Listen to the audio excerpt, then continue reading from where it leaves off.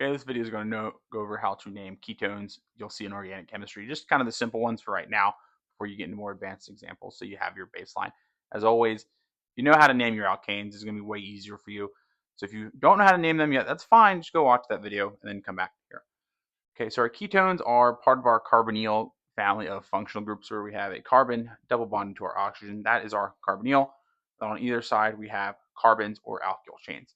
If we have a proton on either side, a hydrogen, that is now an aldehyde. That's not what we're working with here.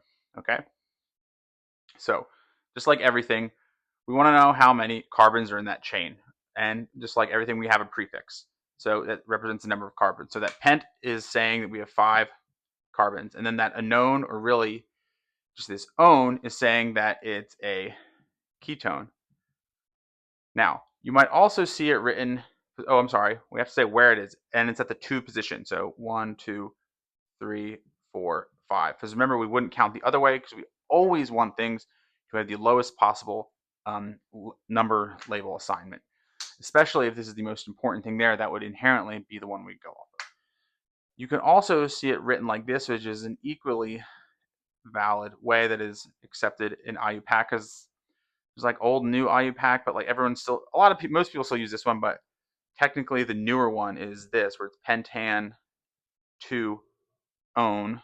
Okay, I personally, forgot a dash there. I personally don't prefer that, but you can do whatever one makes you happy. But actually, most importantly, do whichever one your professor accepts and wants to see on their exam. Only you know what they want to see. Okay. Now, again, the number labeling is very important because these both are a pentanone. Okay. Except now we say, well, this is a 3-pentanone and this is a 2-pentanone. Now remember, any ketone will inherently not be at the 1 position, because if we put a 1 position here, well, we have a proton, that's an aldehyde. So, and if we put another carbon, well, now we extended the chain. It's not at the 1 position anymore. So remember, your carbonyl for your ketones are inherently cannot be at that 1 position. And when you're naming your ketones, it might be easier for you to just think of it. So say I have a pentanone, my name is pentane, and notice we do this trick for a lot of naming things. I'm sorry, we name it as pentane, cut off our E, and then just put on own. So we have pentanone. Where is it? It's 2-pentanone, or it would have been 3-pentanone. Same thing works if we do it that other IUPAC way. We say pentane, pentane, cut off our E. Where is it? It's at 2, and then own. Either way, it'll get you there. Now, there is, similar to how if we have alcohols, we have diols, we can have diones, okay? So something like this. You have this, we have ketones at each of these positions. Okay, this is what's known as a dione. We have 2, like dione, like this. So this means 2, this means ketone. All right, so the way we name this, similarly, kind of think of like how we do with diols. So we count numbers of carbons there, 1, 2, 3, 4, 5. So pentane, and then dione. Now, your professor might want you to say, what, 1, 2, 3, 4, 5. They might want to say 2, 4 pentane dione, or they might want pentane 2, 4 dione. That's a terrible way to write dione. My handwriting is terrible. It's kind of hard for me to reach across the board, believe it or not. Again, whatever your professor wants, what only you know what they want on that exam, you write what gets you the A. If you're just talking a normal everyday speak to someone, people are going to know what you mean either way. But on your exam, we go with what our professor wants because we want that A. Okay? Now, say that we have a ketone in there, but for whatever reason, it is not our main group. All right? So let's say, for sake of argument, I don't know, we have carboxylic acid beats a ketone. So we have carboxylic acid. 1, 2, 3, 4. Say we have a ketone over here. That's what we have. Okay. This would be not named as one anymore. This is what's now known as an oxo group. This would be at what, 1, 2, 3, 4, 5. This would be a 5 at 5 oxo. That would be how you'd label that substituent.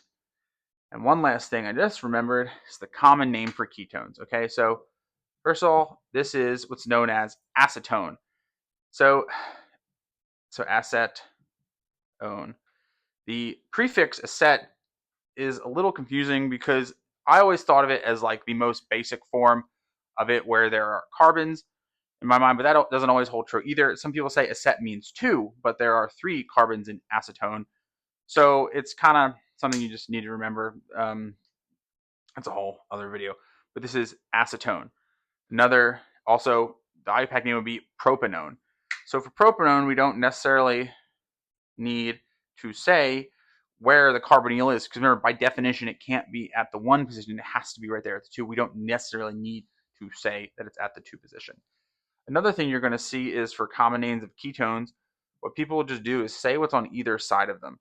So this is methyl ethyl ketone. It's a common solvent you'll see a lot.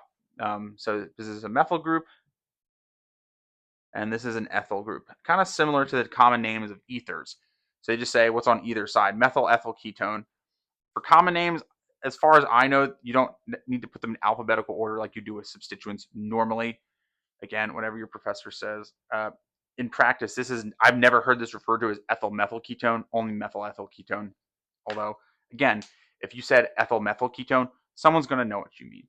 Okay. The most important part is for your exam, because I'm assuming you're watching this video because you're taking organic chemistry. You do what your professor wants. All right. And then another one you might hear, acetophenone. Acetophenone. Acetophenone. Okay. That is this molecule right here, where we have a phenyl group. And so this is where like the acet gets kind of like a weird, it's a whole other thing, I'm sorry. So this is acetophenone because it's like acetone, but you lopped off one and then you put a phenyl group or a benzene ring. When a benzene ring is a substituent, it's known as a phenyl group. So it's acet, phen. So like essentially the most basic form or most simple form, and then a phenyl group, a known. Don't worry about too much about the reasoning for the actual word. Just know that this is acetophenone. Okay. And other than that, good luck and be sure to hit that follow button.